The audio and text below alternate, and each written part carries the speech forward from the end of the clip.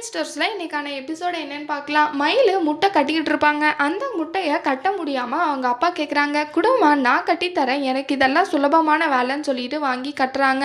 அப்போது கட்டிகிட்டு இருக்கும்போது ஒரு சில முட்டை கீழே விழுந்து உடஞ்சிருது.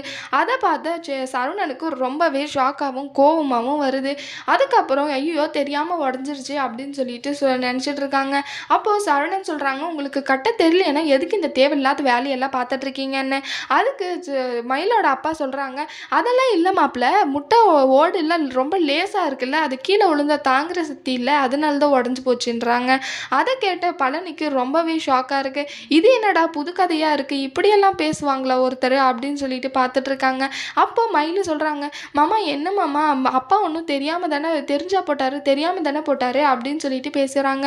சரவணன் சொல்கிறாங்க, வேறு ஏதாவது பொருளாக இருந்தால் கூட பரவாயில்ல, முட்டை இப்போ கீழே உடஞ்சி போச்சு, கடையை நாரப்போகுது அப்படின்னு சொல்லிட்டு சொல்கிறாங்க.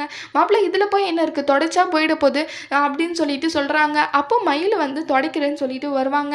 அப்போ அவங்க அப்பா, ஏமா நீ எல்லாம் எதுக்குமா இந்த வேலையை பார்த்துட்டு, பழனியே இருக்காரு இல்லை, அவரே பார்த்துப்பாரு, பழனி வந்து இந்த தொடைன்னு சொல்லிட்டு ஆர்டர் போடுறாங்க. அதை கேட்ட சரவணனுக்கு ரொம்பவே கோவம் வருது. அவரை எதுக்கு துடைக்கணும், எதுக்கு இந்த மாதிரி வேலையெல்லாம் அவருக்கு கொடுக்குறீங்க அப்படின்னு சொல்லிட்டு சரவணன் திட்டுறாங்க. என்ன மாப்பிள்ளை இதில் போய் என்ன இருக்குது, மற்ற வேலையெல்லாம் பார்க்குறவர் இதையும் பார்க்க மாட்டாரா அப்படின்னு சொல்கிற மாதிரி பேசுகிறாங்க. அதுக்கப்புறம் பழனி இதில் போய் என்ன இருக்குது சரவணா, அமைதியாக விடுறா அப்படின்னு சொல்லிட்டு சொல்கிறாங்க.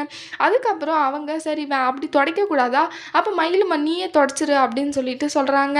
அதுக்கப்புறம் மயிலோட அப்பா பழனிக்கு கிட்ட போயிட்டு எஸ்ஐக்கு ஆர்டர் லிஸ்ட்டு கொடுத்துருக்காங்க, அதெல்லாம் பேக் பண்ணிவிட்டு எடுத்துகிட்டு போய் டெலிவரி பண்ணிவிடு அப்படின்னு சொல்லிட்டு சொல்கிறாங்க.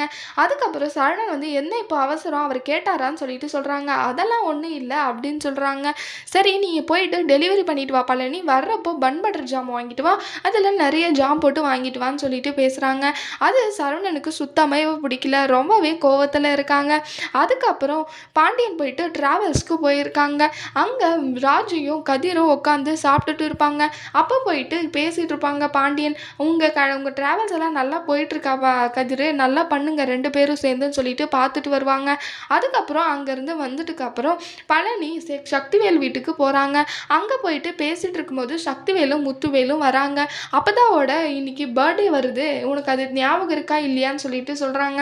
அப்போ வந்து சக்திவேலோட ஒய்ஃபு கேட்குறாங்க, அப்போ என்ன கொழுந்தனாரே அப்பத்தாக்கு என்ன பண்ண போகிறீங்க அப்படின்னு சொல்லிட்டு.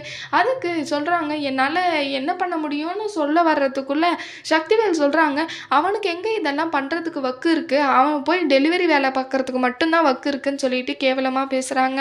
அதுக்கப்புறம் எங்கே ரோட்டில் நின்றுன்னு இருந்தேன், எதுக்கு நின்றுட்டு இருந்தேன்னு சொல்லிட்டு முத்துவேல் கேட்குறாங்க. அது ஒன்றும் இல்லை, அங்கே தண்ணி தாகமாக இருந்துச்சு, குடிச்சிட்டு நின்றுட்டு இருந்தேன் அப்படின்னு சொல்லிட்டு சொல்கிறாங்க. சரி நான் உனக்கு ஒரு மளிகை கடை வச்சு கொடுக்கலான்னு இருக்கேன், என்ன சொல்கிறேன்னு சொல்லிட்டு சொல்கிறாங்க. அதுக்கு ஏன் இல்லை அதெல்லாம் எதுக்கு, எனக்கு தேவையில்லாமல், எனக்கு எந்த மளிகை கடையும் வேண்டாம், இப்போ எனக்கு என்ன குறை அப்படின்னு சொல்லிட்டு சொல்கிறாங்க. கப்பல் மாதிரி இவ்வளோ பெரிய வீடு இருக்குது, இங்கே வந்து இருன்னா அங்கே 10க்கு 10 ரூமில் போனால் போதுன்னு ஒரு ரூமை கொடுத்துனுக்குறான், அதில் தங்கிட்டு இருக்கியா அப்படின்னு சொல்லிட்டு முத்துவேல் சொல்கிறாங்க. அதுக்கப்புறம் அதில் போய் என்ன இருக்குன்னு, எனக்கெல்லாம் சௌகரியமாக தான் இருக்குது அப்படின்னு சொல்லிட்டு சொல்கிறாங்க. உடனே சுகன்யா சொல்கிறாங்க, இப்படி தான் இழிச்சவாயம் மாதிரி எதுக்கு எடுத்தாலும் எல்லாத்துமே அட்ஜஸ்ட் பண்ணின்னு இருக்கிறதுக்கு எதுக்கு அந்த வீட்டில் இருக்கணும் அப்படின்னு சொல்லிட்டு சுகன்யா ஒரு பக்கம் பேசுகிறாங்க.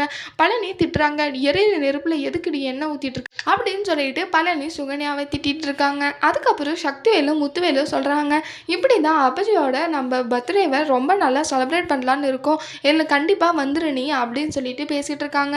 அதுக்கப்புறம் என்னெல்லாம் நடந்துச்சு, என்ன நடக்க போகுதுன்னு சொல்லிட்டு வரப்போகிற எபிசோடில் பார்க்கலாம். இந்த வீடியோ பிடிச்சிருந்தா லைக் பண்ணுங்கள். பாய்.